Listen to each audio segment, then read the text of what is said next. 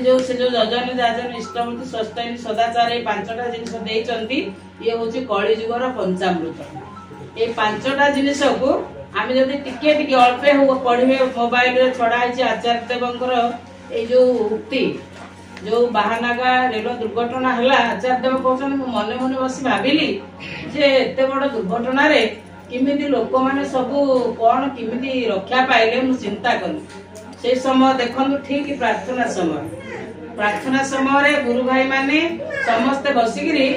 ठाकुर प्रार्थना करके सहित युक्त थिले। तापरे किछि भाई प्रार्थना पर नाम करके ठाकुर कथा जो ग्रंथ पाठ हुए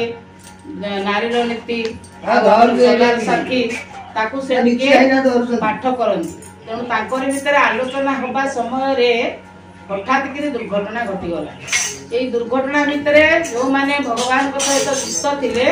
गोटे बोल भी खंडिया है चिंता करते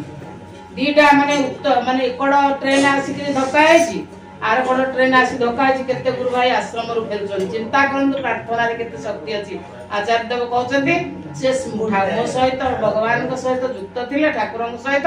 तेणु ताकर गोटे बोली भी खंडिया भी सुधा है तेणु ठाकुर केमिति माने घंट ओडे कि भक्त को रक्षा करंती जे तांको सहित सततम मम